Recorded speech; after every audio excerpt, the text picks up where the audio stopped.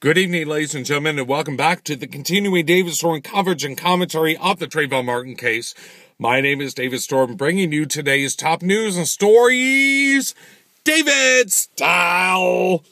And like always, broadcasting live from the beautiful central city of Orlando, Florida, home of UCF and Universal Studios, where Harry Potter lives.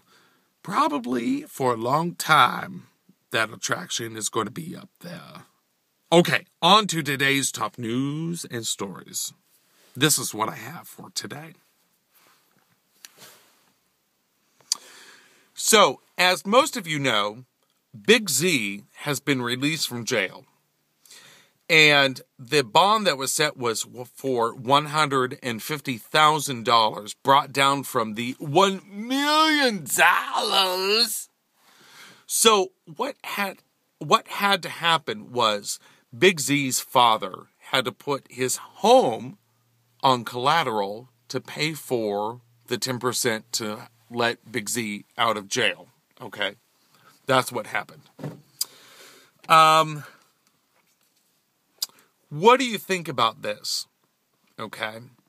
I have really enjoyed the response from everyone from the past couple of commentaries. This gentleman, George Zimmerman, has been formally charged with second-degree murder from with Trayvon Martin. He has gone through a couple court hearings. He has apologized publicly to the family for killing, Trayvon. I don't know, and I know I've said this in the past, I really don't know how to take this case. I really don't. It is so different than the Casey Anthony case. With Casey, it was, there were speculations like, what happened to my child? I haven't seen her for a month. Let's ask the parents. Let's talk to friends and family. We don't know. Blah, blah, blah. But see, with George Zimmerman, Big Z, he called authorities. He called 911 or whatever he called, the police department. I don't know.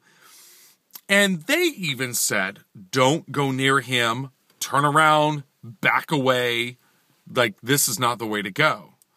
And he still continued to go along with the crime that he committed, fatally shooting and wounding and killing, this child. With Big Z out of jail, how safe are people? How safe are the children? What can he do to save himself? I mean, to be honest with you, people know what he looks like. People know who he is. The media certainly does not necessarily help with this, but it certainly gets the word out there, who he is, where he lives, what he has done. It has gained international attention, especially with President Obama commenting on the killings. That's pretty big. That didn't even happen with Casey Anthony. So, I don't know. His Big Z's attorney, Mark O'Mara, said that he is planning on fleeing the state. So he will not be recognized, so he will not be subject to retaliation and the like. Same thing with Crazy Anthony. It doesn't matter where you go now. If the president, it was one thing for Nancy Grace to say something, and be involved with the case for Casey Anthony. But for the president of the United States of America to say something about this case, don't tell me that you are going to, quote unquote, flee from the state because you are scared, you do not want your client to be recognized or be associated with anything. Are you really? How? Oh, I don't want to say this, but how stupid can you be? Really? If I see somebody walking down the street that even semi-resembles Big Z, I'm probably going to say something, or even maybe stop the person, ask, whatever. So, with him being out of jail, okay, what are the thoughts and feelings now that everybody has, the viewers, of a convicted serial killer, murder killer? He's not a serial killer, I'm sorry. The convicted murderer being let out into the public. Now, I know that he has restrictions. I know that he has a GPS. Maybe he has an Apple iPhone, I don't know, strapped to his ankle.